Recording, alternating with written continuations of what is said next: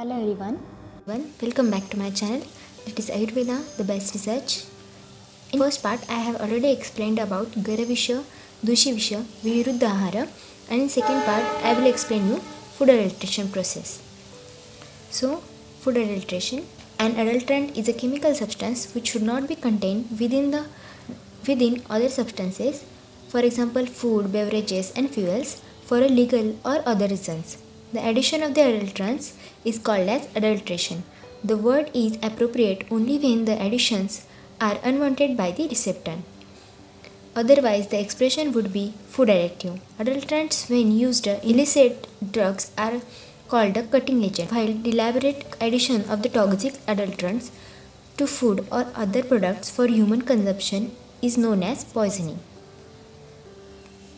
Food is said to be adulterated if the article sold by a vendor is not of the nature, substance, or a quality demanded by the purchaser. The article contains any other substance which affects the nature, substance, or quality. Any inferior or a cheaper substance has been substituted. The article has been prepared, packed, or kept under insanitary conditions, whereby it has become contaminated or injurious to the health.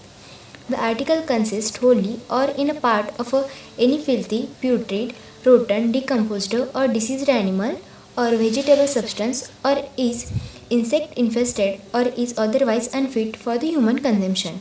The article is obtained from a diseased animal, as well as the article contains any poisonous or other ingredients which renders it injurious to the health.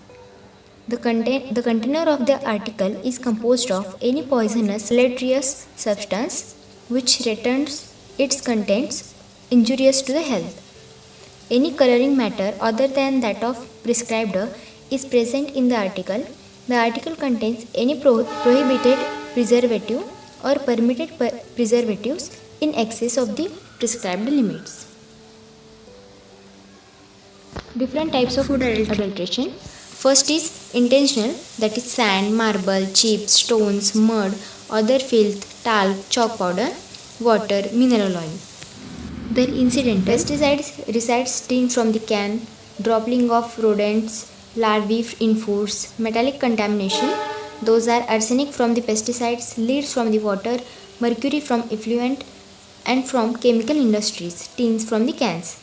Packaging hazards, polyethylene, polyvinyl chloride and allied compounds are used to produce the flexible packaging material. Some adulteration foods are turmeric, dals and pulses. Adulterants are metanil, yellow and kesari dal. Health hazards are highly carcinogenic stomach disorders, green chilies, green peas and other vegetables. Adulterants are malichit grain, arjumon seeds.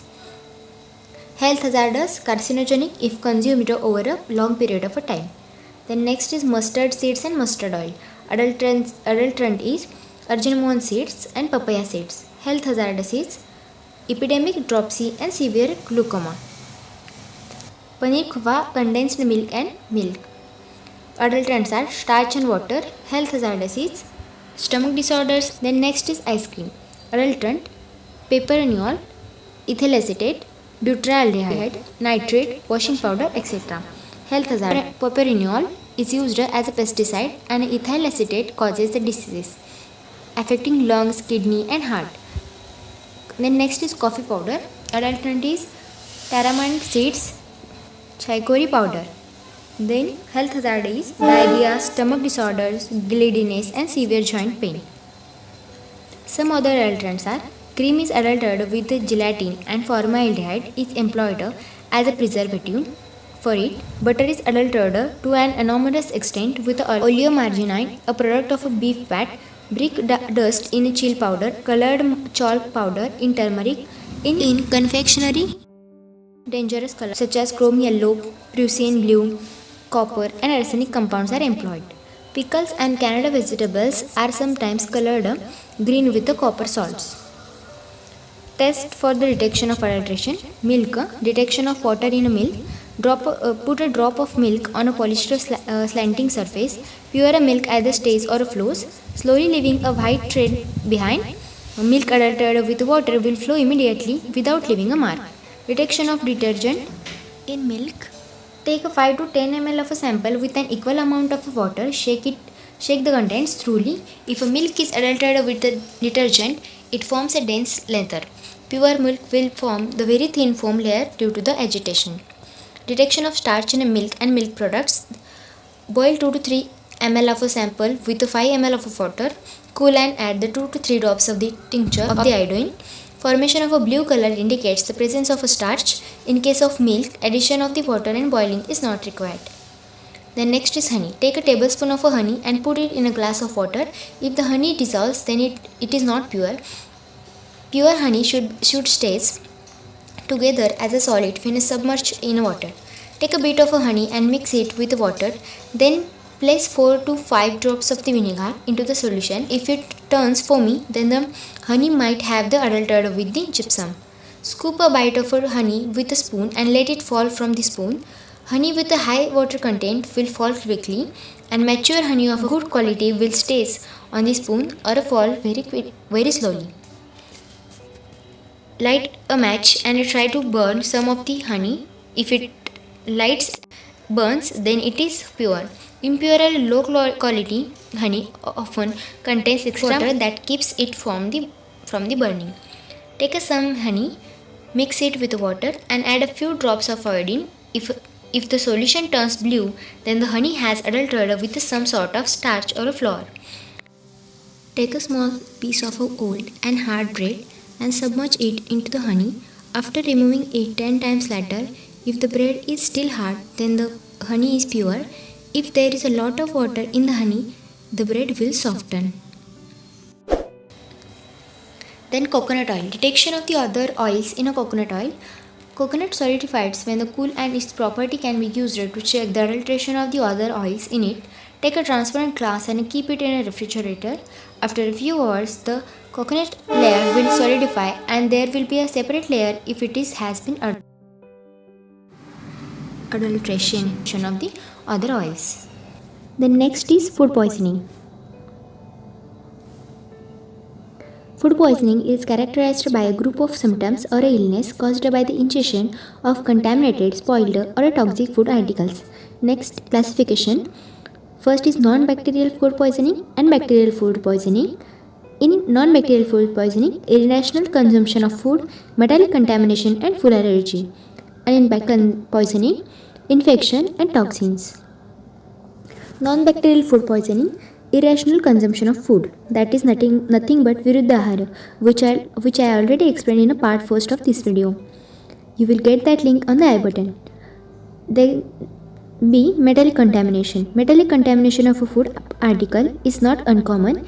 It generally occurs due to cooking or storing food in a copper, bronze, aluminium and other metallic vessels. Ready to cook food items carried from the articles, bottles used for storing food, juices and cold drinks, packaging of chocolates, etc. Multiply the incidence of the metallic contamination of the food. Metallic contamination of a food article is not uncommon. It generally occurs due to cooking or storing food in a copper, bronze, aluminium and other metallic vessels. Ready to cook food items carried from the articles, bottles used for the storing fruit juices and cold drinks, packaging of chocolates, etc. Multiply the incidence of the metallic contamination of the food. Food allergy. Some individuals are allergic to certain food articles. Ingestion of these food articles causes immediate allergies, that is manifested through the nausea, vomiting, diarrhea, transition joints, swelling, arthalgia, urticaria, etc. In some cases, laryngopharyngeal edema and asthma-like attacks may also occur. Bacterial food poisoning. First infection. Causative agents are Salmonella group of organisms, that is Salmonella enteritidis, Salmonella newsport, Salmonella thompsoni, etc. Signs and symptoms are variation from person to person and depending on the causative agents. General symptoms are diarrhea, nausea, vomiting, headache, fever, colic pain, shivering and malaise. Treatment is gastric lavage, colic inhalation, bed rest, antibiotics, fluid and symptomatic treatment. Next, toxins. Causative agents are enterotoxins formed by the Streptococcus E. coli vibrio. Incubation period is 1 to 6 hours. Signs and symptoms are headache, nausea, vomiting, abdominal pain and coma. Treatment is gastric lavage, fluids, bed rest, antibiotics. Symptomatic treatment. Postmortem appearance is congestion of the all organs. Medical legal aspects are usually affecting a group. Sporadic poisons. If you want the first part of this video, that is Garavisha Dushi Visha Viruddha Ahara, then please click on the video which is available in the screen.